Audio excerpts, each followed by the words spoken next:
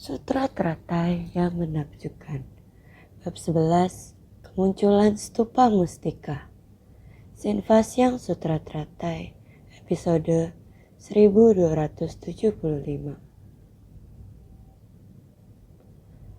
Para hadirin dalam persamuan tetap tinggal, dan para dewa dipindahkan.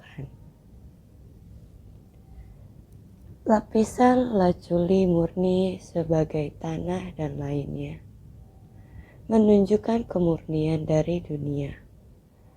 Perbendaharaan bunga teratai tanpa kegaduhan dari daerah pemukiman, bebas dari kekasaran dan kekotoran dari dunia saha. Orang-orang yang memiliki jalinan jodoh matang diminta tetap tinggal, sedangkan para dewa bukanlah sarana tepat dan hendaknya menghindar. Kekotoran adalah identik dengan kemurnian, tiada mendua. Makhluk suci yang murni dan makhluk awam yang kotor memiliki esensi yang sama. Sepertinya sudah pernah membaca kalimat ini. Benar, kalimat tersebut benar sudah pernah dibaca. Prinsip kebenarannya apakah sudah jelas? Harus selalu dengan kesungguhan hati untuk menghayatinya. Lapisan laculi murni sebagai tanah dan lainnya. Kemarin kita juga sudah membahasnya. Buddha Sakyamuni sudah memanggil berbagai belahan raga Buddha untuk berkumpul bersama. Ini seharusnya semua orang mengetahuinya. Adalah dharma belahan raga Buddha adalah dharma. Buddha Sakyamuni telah membabarkan dharma ini di dunia selama beberapa puluh tahun. Selama lebih dari 40 tahun, membahas tentang kekosongan dan keberadaan. Membahas 4 kebenaran mulia dan 12 nindana. Ini semua telah dibabarkan kepada kita. Batin kita, setiap orang seharusnya mensucikan hati mereka sendiri. Kerisauan, kegelapan batin seharusnya dikikis sedikit demi sedikit. Seharusnya juga melenyapkan tabiat buruk sedikit demi sedikit. Tabiat buruk kita menjalani kehidupan dengan salah juga harus dengan segera mengintrospeksi dan memperbaikinya. Inilah yang harus kita lakukan dalam membina diri. Hal yang paling penting dalam pelatihan diri adalah membersihkan lahan batin dari kekotoran, kegelapan batin, dan kerisauan. Setelah melewati hari demi hari, air dharma tetes demi tetes melembabkan. Kita harus segera membersihkan batin kita, kesalahan yang telah kita lakukan di masa lalu. Kita harus menggenggam waktu. Lahan batin ini, berapa lama waktu yang kita miliki untuk membersihkan batin kita sendiri? Hanya kita sendiri yang dapat membersihkan lahan batin kita. Setiap detik, introspeksi diri kita. Setiap niat kita yang bergejolak, pemikiran kita harus terus-menerus menghapus kesalahan. Kesalahan terus-menerus disingkirkan dan dibersihkan. Apa yang harus dipelajari dan dilakukan? Harus sedikit demi sedikit, seperti pohon mustika untuk memperagung lahan batin kita. Seperti tali emas yang membatasi jalan kita, sehingga setiap jalan kita menjadi jelas. Maka kita sendiri harus bersungguh hati. Buddha dapat memberitahukan kita demi membuka dan menunjukkan dharma kepada kita, mengajarkan kita kehidupan yang ceroboh di masa lalu harus segera diubah. Jika tidak, kehidupan yang ceroboh dan sia-sia akan mengotori lahan batin kita. Jika kita tidak segera membersihkannya, siapa yang akan membersihkannya untuk kita? Berapa banyak waktu yang kita miliki untuk membersihkan lahan batin yang keruh ini. Apalagi untuk mengubah kekeruhan menjadi tanah semurni lapisan laculi. Kita harus bersungguh hati dan tekun. Jika kita dapat bersungguh hati dan tekun untuk membersihkan lahan batin kita yang kotor, dengan sendirinya akan menampakkan kemurnian dari dunia perbendaharaan bunga teratai. Dunia dari perbendaharaan bunga teratai. Dunia perbendaharaan bunga teratai ini adalah dunia yang agung. Adalah dunia dari para Buddha, tanah dari balasan sejati para Buddha. Anda ingin mencapai kebudahan, harus mencapai batin yang murni dan bersih, sampai pada tingkat tidak ternodai. Ini adalah kita harus belajar ajaran Buddha. Fokus belajar kita setiap hari harus benar-benar membersihkan, agar dapat setara dengan Buddha, dapat mencapai dunia perbendaharaan bunga teratai. Dunia dari perbendaharaan bunga teratai, dengan lain kata dinamakan dunia perbendaharaan bunga teratai. Bunga teratai semua orang sudah tahu, muncul dari lumpur tapi tidak ternoda. Buddha Sakyamuni lahir di dunia ini. Dunia manusia adalah dunia yang perlu menahankan penderitaan. Dunia yang energi keruhnya sangat berat, seperti dunia lumpur. Namun, orang-orang di dunia manusia, di dalam hati setiap orang, memiliki satu sifat hakiki kebudahan. Seperti benih manusia di dalam lumpur ini, Buddha Sakyamuni datang ke tempat yang energinya keruh, yang berat ini.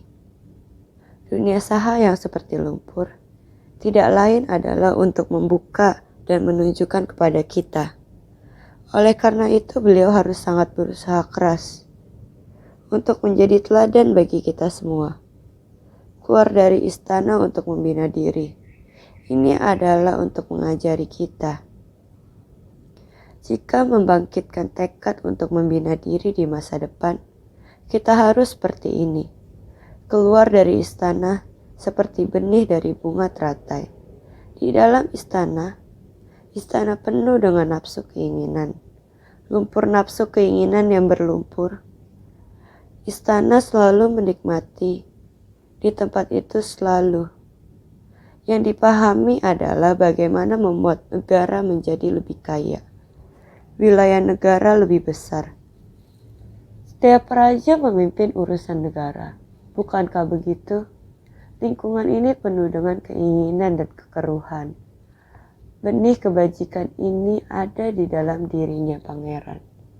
Konsep dan cara berpikir beliau berbeda dengan yang lain. Semakin menikmati, semakin menunjukkan bahwa di dunia manusia, setelah menikmatinya seperti ini, sama saja, masih berada di dalam area lahir, sakit, dan tua. Apalagi yang miskin, kaya, bangsawan, dan orang hina atau rendahan. Lingkungan dari kehidupan orang rendahan, kehidupan boros dan mewah dari bangsawan, sama seperti ini. Dia, Buddha Sakyamuni, akan merasa, apakah orang setelah dilahirkan telah ditakdirkan seperti ini? Memiliki kehidupan yang miskin dan rendah seperti ini. Mengapa generasi turun-temurun semuanya seperti ini? Mengapa bangsawan setelah dilahirkan adalah seperti ini? Mewariskan satu kebangsawanan mereka dari generasi demi generasi. Seperti ini terus diwariskan. Bangsawan selalu menjadi bangsawan. Golongan rendah selalu menjadi golongan rendah. Apakah memang seperti ini? Sepertinya dunia ini tempat yang penuh kontradiktif. Apakah misteri dari kehidupan ini? Mengapa ada kelahiran dan kematian? Sebelum kelahiran adalah apa? Setelah kematian, lalu bagaimana? Bagaimana kita datang dan bagaimana juga mesti pergi? Ini semua membuat kita memahami.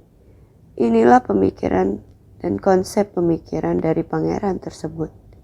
Oleh karena itu, beliau ingin mencari tahu prinsip kebenaran. Beliau meninggalkan istana, membuat kita dapat memahami. Kita sebagai manusia hendaknya membangkitkan kesadaran. Beliau terlahir sebagai bangsawan dan hidup di dalam istana. Tetapi beliau demi para makhluk di dunia, dengan pandangan kehidupan yang dimilikinya, beliau ingin menghayati dan memahami prinsip kebenaran. Apalagi kita, orang awam seperti kita yang sudah banyak mengalami penderitaan, antar manusia, konflik sesama, pendapat yang saling bertolak belakang. Di dalam kontradiksi kita sering bertentangan satu sama lain. Betapa menderitanya. Berbagai macam kondisi. Mengapa kita tidak tahu harus pergi mencari tahu? Mencari tahu sebab dan kondisi datangnya kehidupan kita di dunia ini. Waktu kita terus berlalu. Pada hari terakhir, kemana arah yang harus dituju? Tidak ada satupun dari kita yang tahu. Sekarang, yang tercerahkan telah membentangkan jalan bagi kita. Berharap kita dapat merasa tenang, menapaki jalan ini, kita harus melangkah. Ini adalah contoh teladan nyata. Jika tidak, Buddha Sakyamuni telah lama sekali. Banyak kehidupan telah melatih diri. Sudah memutuskan samsara fragmentaris, samsara perubahan. Beliau tidak perlu lahir di dunia saha lagi. Tidak perlu, tetapi beliau tidak tega terhadap semua benih yang ada di dalam lumpur, masih tenggelam dalam lumpur. Jadi beliau datang ke dunia, manifestasikan diri dengan terlahir di istana, kemudian meninggalkan istana untuk melatih diri. Dalam proses pelatihan dirinya, kondisi batinnya setelah tercerahkan, beliau kembali lagi demi kita. Beliau meninggalkan kehidupan duniawi, membimbing para makhluk, menjalankan kehidupan yang sama seperti semua orang.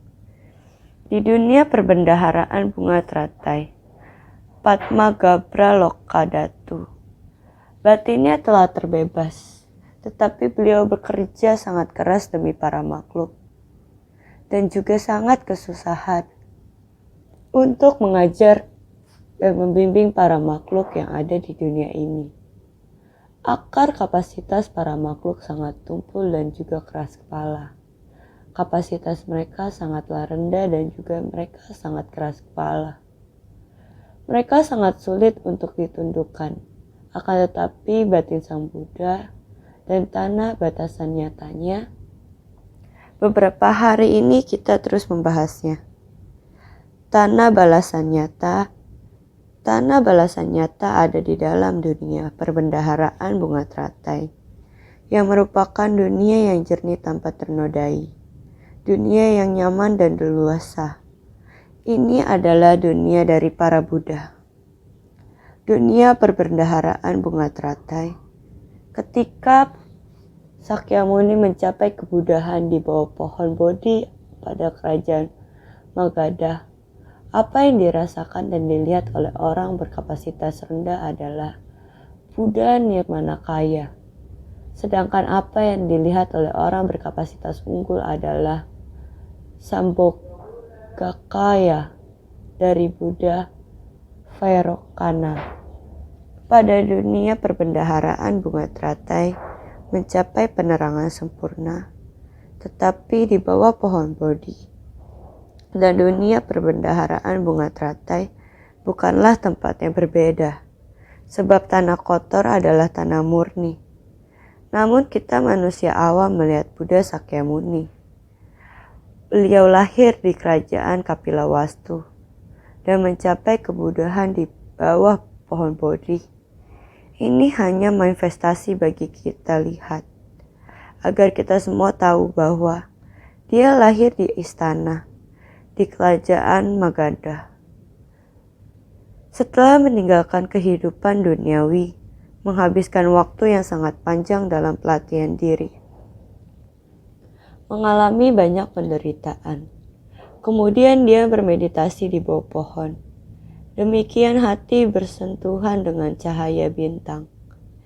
Ini hanyalah sebuah penampilan, agar semua orang tahu bahwa dalam waktu sekejap dia mencapai kondisi pencerahan, di mana kondisi batin adalah sangat tenang dan hening. Sangat tenang sebelum fajar mulai menyingsing. Dia melihat bintang itu. Ini adalah sangat sederhana. Cahaya dari bintang di langit bersentuhan dengan tatapnya. Tiba-tiba niat pikirannya terbuka sepenuhnya dan menjadi satu dengan alam semesta. Kondisi batin yang jernih tiba-tiba diterangi dan menjadi sangat jernih. Ini adalah hening dan jernih. Hati mulai sangat hening dan tenang. Kondisi batin hening dan tenang. Demikianlah tiba-tiba hati dan pikiran terbuka. Para makhluk di dunia memiliki sifat kebijaksanaan tathagata. Di tengah lumpur terdapat banyak benih. Dalam batin setiap orang memiliki sifat hakiki tata. Batin setiap orang bagaikan benih yang berada di tengah lumpur yang kotor. Buddha telah menghayati dan memahami bahwa setiap orang memiliki sifat hakiki tata. Hanya saja masih berada di tengah lumpur yang kotor. Buddha sudah terbebas dari lumpur kotor ini. Telah berbunga dan juga telah berbuah. Bunga teratai, berbunga dan berbuah telah terbentuk. Jika kita melihat bunga teratai di tengah kolam, jika kita melihat bunga teratai ketika bunganya mekar, maka dalamnya akan berbuah. Polong teratai di dalamnya sudah terlihat. Di dalam polong teratai ada banyak benih teratai. Prinsip kebenaran yang sama. Ini disebut dunia perbendaharaan bunga, yang juga adalah dunia perbendaharaan bunga teratai. Tetapi bagi yang berkapasitas rendah, dirasakan dan dilihat adalah Buddha Nirmanakaya. Dengan manifestasi di dunia ini, kita seperti Sarwaka. Ketika kita mendengarkan Buddha membabarkan Dharma, Dharmanya tampak jauh dari kita. Meskipun Buddha membabarkan Dharma untuk kita, tetapi bagi kita untuk benar-benar merasakan kondisi batin Buddha, bagaikan ilusi. Tampaknya masih sangat jauh dari kami. Yang dilihat oleh orang berkapasitas unggul ketika mereka memiliki kapasitas besar mendengarkan Dharma, mereka dapat dengan cepat menghayatinya. Sambhogakaya dari Buddha Vairocana, seolah-olah tubuh Buddha sangat dekat dengan kita. Dan tanah balasan Buddha sangat nyata. Ini adalah pencerahan yang sempurna. Dari dunia perbendaharaan bunga teratai, mereka merasa sangat dekat dengan alam Buddha dan selaras dengan batin Sang Buddha. Mereka sudah sesuai dengan batin Buddha. Itu sangat nyata. Ini mencapai dunia perbendaharaan bunga teratai. Keadaan mencapai pencerahan sempurna. Mereka memiliki kapasitas besar dapat memahami ini. Meskipun mereka belum benar-benar tercerahkan, mereka sudah bisa memahami prinsip kebenaran ini. Kondisi pada saat Sang Buddha mencapai pencerahan adalah dengan langit, bumi, dan alam semesta berpadu menjadi satu. Oleh karena itu, bawah pohon Bodhi dan dunia perbendaharaan bunga teratai bukanlah tempat yang berbeda. Tidak ada perbedaan.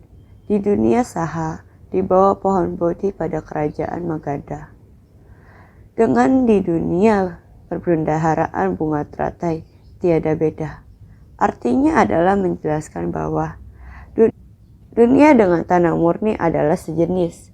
Jadi, sebab tanah kotor adalah tanah murni, tanah kotor dari dunia saha ini adalah tanah murni. Adalah tanah murni dari Buddha. Inilah yang mengungkapkan dari dunia perbendaharaan Bunatratai.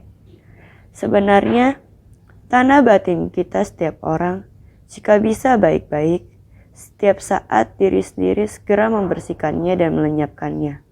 Menyapu dan melenyapkan sangat banyak kegelapan batin, kekeruhan, kerisauan. Semua kesalahan yang telah dilakukan, kita harus pada saat ini juga memutuskannya. Harus segera berubah, membalikkan kepala adalah daratan perumpamaan yang artinya selamanya bertobat maka akan ada jalan keluar. Ini adalah pembinaan diri kita. Barulah mampu dengan dunia perbendaharaan bunga teratai. Seperti ini, dunia yang murni berpadu menjadi satu. Oleh karena itu, tidak ada daerah permukiman. Kita kemarin sudah membicarakannya. Tidak ada daerah pemukiman, tidak ada tempat yang ada pria dan wanita yang tidak murni. Jadi tidak ada daerah permukiman. Tidak ada kerisauan orang awam, saling bertentangan, cinta, benci, asmara, dan dendam. Tidak ada semua ini. Oleh karena itu, tanpa kegaduhan dari daerah pemukiman, maka bebas dari kekerasan dan kekotoran dari dunia saha. Hal-hal yang sangat kotor dan kondisi batin manusia yang kering di dunia ini. Kita harus menghapus itu semua. Maka Sang Buddha di dunia saha, untuk mengajarkan ajaran yang sempurna ini, Dharma sejati dari kendaraan tunggal, di dalam persamuan Dharma membabarkan Dharma, pendengar yang mendengarkan Dharma, jika jalinan jodoh telah matang akan tinggal. Seperti banyak murid yang menerima peramalan, Sariputta menerima peramalan. 500 murid, Purna, Maitreya Niputra, juga Ananda. Masih ada Rahula. 2000 orang juga menerima peramalan. Ini adalah bukti bahwa hanya yang jalinan jodoh yang telah matang yang akan tinggal. Dewa tidak peduli seluas apapun pengetahuan yang dimiliki. Tidak peduli sebanyak apa pahalanya. Tetapi jika tidak ada akar jalinan jodoh, akan menghindar. Saat-saat di mana Dharma akan dibabarkan, mereka akan menghindar. Ini adalah jalinan jodoh manusia. Apakah Dharma dalam hati sudah matang? Apakah di dalam hati sudah bersus?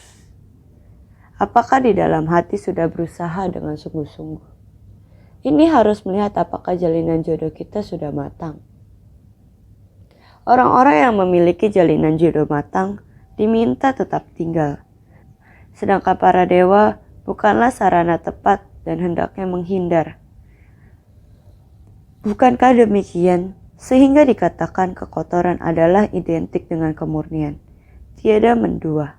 Semua orang setara, tergantung apakah batin kita dan batin Buddha saling berdekatan. Jika berdekatan, berarti sebab dan kondisi telah matang. Dan jika masih terpisah jauh dari Buddha, berarti kita masih berada di antara semua makhluk hidup.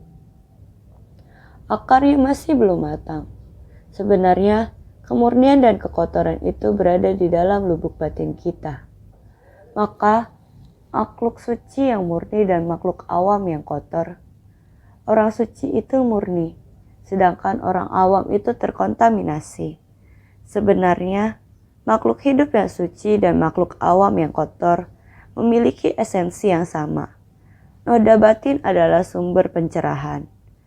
Bodhi terlahir karena ada kerisauan. Bunga teratai keluar dari lumpur. Ini adalah prinsip kebenaran yang sama. Hanya saja jika kita masih berada di kekotoran, masih berada di tanah orang awam, maka karma yang akan kita ciptakan tidak tahu akan berapa banyak. Kerisauan dan ketidaktahuan masih tak terbatas, dan tak terhitung. Maka kita harus bersungguh hati memahaminya. Naskah sutra sebelumnya mengatakan demikian. Tanpa daerah permukiman, perdesaan, perkotaan, samudra, sungai besar, pegunungan dan sungai, hutan dan danau nakal, dupa mustika besar dibakar, dan bunga Madadarva memenuhi tanah. Sutra Teratai bab 11 kemunculan stupa mustika. Demikianlah kondisi batin kita. Sangat tenang, bersih, murni layaknya lajuli. Kita tidak memiliki pemukiman itu lagi. Tidak ada lagi dunia orang awam. Tiada lagi niat pikiran orang awam. Semua daerah pemukiman ini tiada lagi. Juga tidak ada pedesaan atau perkotaan. Batin kita sudah menjadi tenang. Samudra, sungai besar. Apakah Anda memiliki kapasitas kendaraan besar? Kendaraan menengah ataupun kendaraan kecil, semuanya akan berpadu. Maka dunia saha ini telah berubah. Semuanya telah menjadi dupa mustika besar. Suasana dari lingkungan ini, bunga mandrava tersebar, memenuhi tanah yang besar ini. Dengan kata lain, kekotoran batin telah terkikis habis. Sekarang ladang batinnya menjadi bersih dan murni. Bahkan keseluruhan suasana itu sungguh adalah kondisi demikian indah, menakjubkan, tenang dan hening. Berikut naskah sutra melanjutkan dengan jaring dan tirai mustika dibentangkan di atasnya, digantungkan dengan segala genta mustika. Hanya para hadirin dalam persamuan ini yang tetap tinggal, sedangkan para dewa dipindahkan ke tanah lain. Sutra Teratai bab 11 kemunculan stupa mustika. Ini untuk menunjukkan bahwa jaring dan tirai mustika dibentangkan di atasnya. Selain dari bumi semuanya telah bersih. Apalagi jaring dan tirai terbentang di atasnya, yang mana keseluruhannya terbuat dari mutiara dan benda mustika lainnya, ditenun sedemikian rupa, lalu membentangkan di atasnya. Ini sebagai pertanda dari apa yang dipraktikkan para bodhisattva, kewelas asihan adalah yang paling utama. Jaring dan tirai mustika dibentangkan di atasnya. Dari apa yang dipraktikkan para bodhisattva, kewelas asihan adalah yang paling utama.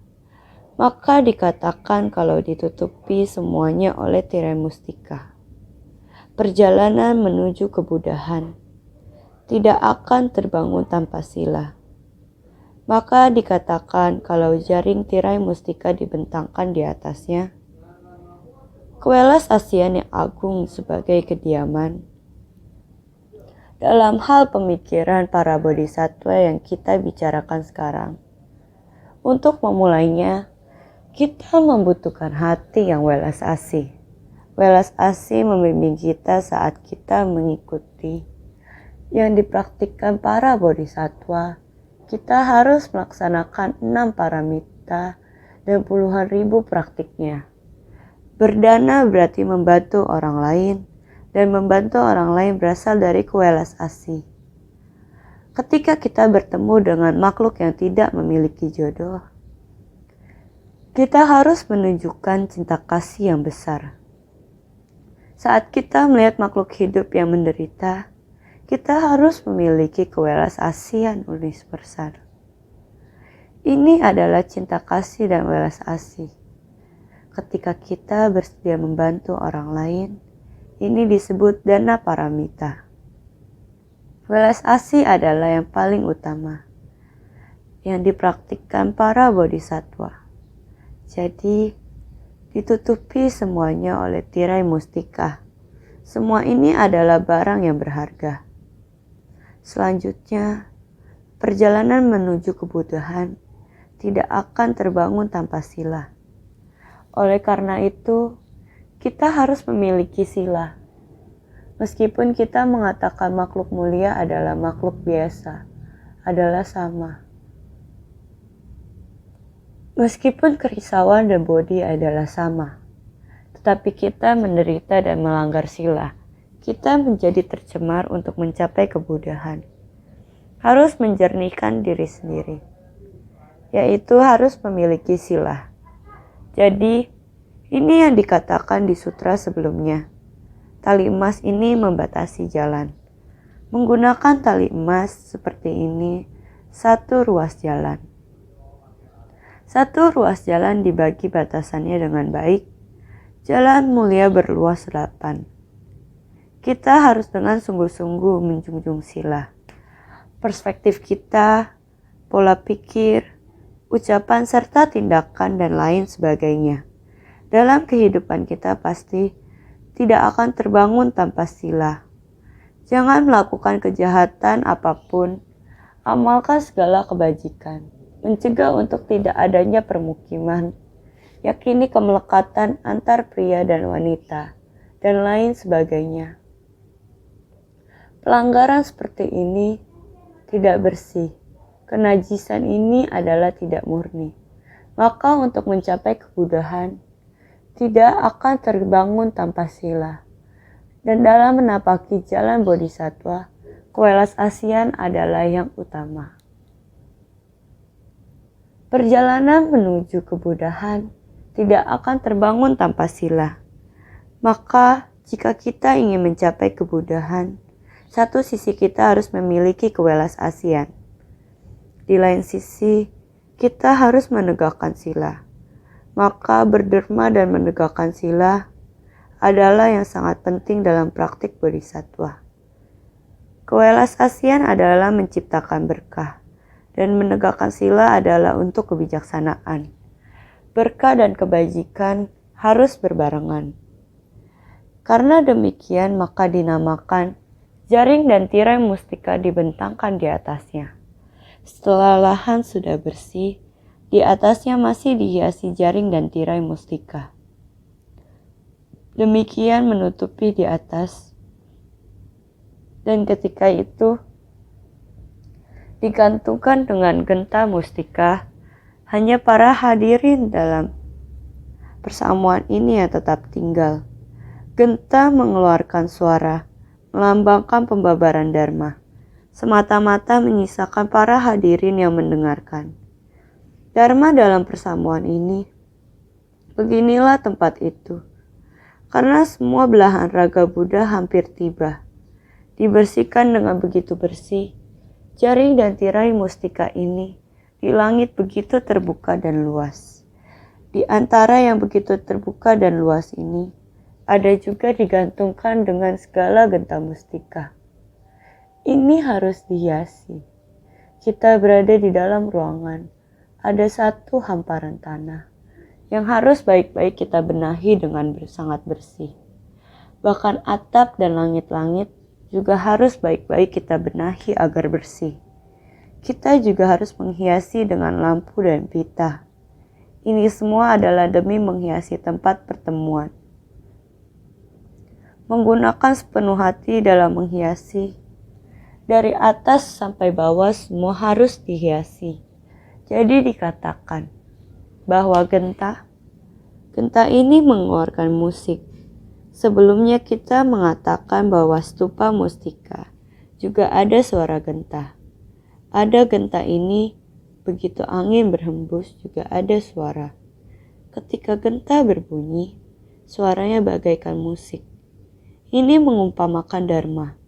Dharma yang dibabarkan Buddha, di jaring dan tirai mustika yang terbentang ini, bumi adalah tidak bertepi. Jaring dan tirai mustika tidak berbatas. Ini adalah di mana segala genta mustika digantungkan. Genta mustika semuanya memiliki bunyi. Kita bergerak, suaranya akan keluar. Ketika angin berhembus, suara genta akan keluar. Semata-mata menyisakan para hadirin yang mendengarkan dharma dalam persamuan ini. Sekarang di tempat ini, hanya ada orang yang ingin mendengarkan dharma yang masih tinggal. Mereka yang tidak mau mendengarkan akan sedangkan para dewa dipindahkan ke tanah lain. Lahan persamuan telah dihiasi. Mereka yang mau mendengarkan akan mendekat. Orang yang tidak mau mendengarkan akan pergi. Jadi dinamakan dengan pindah artinya menghindar. Mereka pergi dan meninggalkan tempat itu. Sedangkan para dewa dipindahkan ke tanah lain. Artinya mereka tidak lagi berada di persamuan ini. Sedangkan para dewa dipindahkan ke tanah lain dengan kekuatan gaib dari Buddha. Semua dewa dipindahkan ke tanah lain karena kapasitas tidak bisa berpadu. Mereka harus dipindahkan ke tempat lain. Dia tidak bersedia mendengarkan. Ingin mengalah kepada orang yang datang ingin mendengarkan. Semuanya telah datang untuk mendengar. Selanjutnya paragraf Naskah Sutra ini mengatakan lagi. Pada ketika ini, semua Buddha masing-masing dengan membawa serta seorang bodhisattva agung sebagai pengiring, tiba di dunia saha dan masing-masing menuju bawah pohon bodhi. Sutra Teratai bab 11, kemunculan stupa mustika. Sekarang tempat telah diatur. Seluruh belahan raga yakini telah menerima dharma ini. Belahan raga Buddha semuanya datang dari berbagai arah. Apakah kamu ingat? Cahaya Buddha bersinar ke arah timur. Terjadi di satu sisi. Semua arah ada di mana-mana, meluas ke segala arah, atas dan bawah. 10 penjuru, semuanya dibuat seperti ini. Para Buddha datang dan berkumpul dengan cara ini. Setiap Buddha yang ingin datang, pasti ada satu bodhisattva yang ikut datang menemani. Datang ke dunia saha, belahan raga Buddha 10 penjuru. Setiap Buddha yang datang hanya membawa seorang bodhisattva. Karena seberapa besar tempat persamuan, berapa banyak para Buddha di dunia yang dapat ditampung. Para Buddha jika tidak terlalu banyak orang, dunia ini bagaimana bisa menampungnya? Oleh karena itu setiap Buddha hanya membawa seorang bodhisattva datang sebagai pelindung. Pada ketika itu semua Buddha masing-masing dengan membawa serta seorang bodhisattva agung sebagai pelindung. Masing-masing Buddha belahan raga dari 10 penjuru hanya membawa serta seorang bodhisattva agung untuk melayaninya. Dunia saha ini masing-masing penjuru menjelmakan di bawah pohon mustika. Orang-orang ini sudah tiba, datang ke dunia saha. Dunia saha memiliki pohon mustika, sama seperti pohon bodhi. Setiap Buddha berada di bawah pohon mustika itu. Dengan demikian masing-masing menempatkan diri pada tempatnya. Mengambil tempat di bawah pohon mustika. Di bawah pohon mustika itu, ini adalah belahan raga berkumpul. Para Buddha belahan raga ini telah berkumpul di sini. Mencakup seluruh maharibu dunia. Untuk Buddha belahan raga dari satu penjuru saja belum sepenuhnya tertampung. Ini menunjukkan betapa luasnya tubuh jelmaan ini. Tiba di dunia saha dan masing-masing menuju bawah pohon bodhi. Di dunia ini masing-masing penjuru menjelmakan di tanah di bawah pohon mustika. Para belahan raga yang berkumpul mencakup seluruh maharibu dunia. Untuk Buddha belahan raga dari satu menunjukkan betapa luasnya tubuh jelmaan ini. Ini adalah menunjukkan Buddha belahan raga dari 10 penjuru telah datang. Oleh karena itu para Buddha ini, Buddha belahan raga telah datang untuk berkumpul. Bukan hanya di dunia saha ini saja. Tetapi ada begitu banyak dunia belahan raga yang seperti demikian. Masih belum habis. Bayangkan, tubuh jelmaan yang begitu luas. Ada berapa luas? Bukankah 3000 maharibu dunia semuanya adalah dunia yang dibimbing dan diselamatkan oleh Buddha Sakyamuni? Semua dunia yang dibimbing dan diselamatkan oleh Buddha Sakyamuni sekarang telah menerima dharma dari Buddha Sakyamuni. dan menggunakannya di dalam kehidupan mereka, di dalam dunia mereka, kemudian pergi membimbing dan menyelamatkan para makhluk. Para makhluk mencapai jalan kebodihan. Seperti ini sangat luas. Pengajaran Dharma yang luas dengan ajaran yang sama untuk membimbing dan menyelamatkan para makhluk. Jadi dikatakan perkumpulan dari Buddha belahan raga itu adalah tersebar di dunia alam semesta dan alam Dharma. Dharma yang mencakup seluruh maharibu dunia juga telah berkumpul. Buddha dan Bodhisattva saling menyesuaikan. Menjelaskan bahwa Buddha mengajarkan dan membimbing mencapai Bodhisattva. Bodhisattva sebagai benih sebab. Sebelumnya dikatakan kewelas-asian adalah yang utama. Juga harus mempraktikkan 6 paramita dan puluhan ribu praktiknya. Berdana, sila, sabar, tekun, samadhi, dan kebijaksanaan. 6 paramita dan puluhan ribu praktiknya, ini adalah jalan yang akan kita tempuh. Jalan ini menuntun kita di dunia yang tercemar ini. Maka itu, pencemaran di dunia ini telah berubah menjadi penampakan yang terbentuk, bertahan, hancur, dan menghilang. Terus-menerus muncul. Oleh sebab itu, sekarang terus membahas tentang masalah pelestarian lingkungan. Melihat sekarang ini, pendidikan pelestarian lingkungan terus dipromosikan. Melihat bahwa di Malaysia, mereka mulai mengajarkan hal ini dari tingkat taman kanak-kanak. Taman kanak-kanak Ta'ai kita, bagaimana mengajarkan kepada anak-anak, mulai dari daur ulang, mulai dari membantu anak-anak memahami apa yang dimaksud efek rumah kaca. Bagaimana menjelaskan kepada anak-anak bahwa bumi demam atau panas. Bagaimana membantu mereka mengerti. Pertama, mereka memasang sebuah tenda. Menggunakan plastik yang mereka kumpulkan, disatukan membentuk sebuah tenda. Kemudian anak-anak dimasukkan ke dalam tenda dan belajar di dalam. Melihat setiap anak terus berkeringat. Anak-anak terus mengelap keringat. Di tempat tersebut guru bertanya, "Bagaimana? Belajar di sini apakah baik?" Anak-anak berusia 4-5 tahun dia berkata, "Kita semua sudah hampir meleleh." Guru berkata, "Bagaimana jika kita belajar di sini setiap hari?" Anak-anak berkata, "Tidak." Mengapa? Karena terlalu panas. Guru mulai mengajari anak-anak mengapa begitu panas. Mulai menyampaikan kepada mereka alasan mengapa cuaca begitu panas. Melalui televisi kita bisa mengetahui banyak. Dunia kita sekarang banyak sekali bencana banjir besar atau angin topan. Bencana tersebut, banjir bandang terus menerjang. Anak-anak berkata, "Sungguh menakutkan, sungguh menakutkan." Setelah banjir menerjang, rumah-rumah runtuh. Orang di sana menderita. Anak-anak berkata, "Sangat kasihan, sangat kasihan." Kemudian angin juga demikian. Bencana dari 4 unsur. Biarkan anak-anak melihat satu persatu dan mendapatkan pengajaran dari sini. Bahkan setelah anak-anak keluar, apa yang paling diharapkan semuanya? Anak-anak berkata, "Ingin minum air.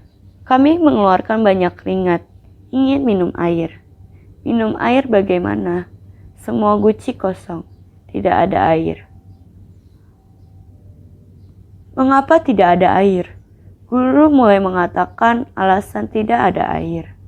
Demikian terus ditarik air dari tanah, menggali minyak bawah tanah, dan lainnya. Pandangan mengenai pelestarian lingkungan diberikan. Anak-anak paham. Kemudian bertanya kepada anak-anak mengapa demikian.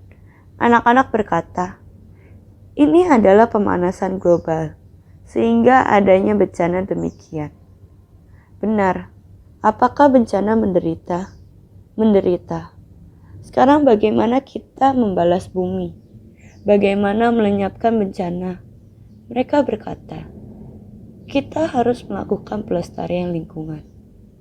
harus membawa tas daur ulang, tidak membeli mainan, harus menghemat air, menghemat kertas, menghemat listrik dan lainnya. Satu sesi pengajaran bagi anak-anak ini. Anak-anak mulai paham. Inilah pendidikan diajari sejak kecil. Guru terhadap murid TK sangat mudah diajari. Buddha mengajari para makhluk kapasitas benar-benar tumpul. Keras kepala, mengapa demikian? Telah ternodai oleh dunia. Penuh kekeruhan, penuh kerisauan. Sehingga kita harus menerima dharma. Begitu tidak mudah. Untuk membersihkan batin begitu sulit. Sehingga kita, benih bodhisattva harus mempraktikkan cinta kasih dan welas asih. Untuk memperoleh buah pencapaian Buddha. Tentu saja harus menegakkan sila sebagai aturan. Ini perlu semua orang senantiasa lebih bersungguh hati.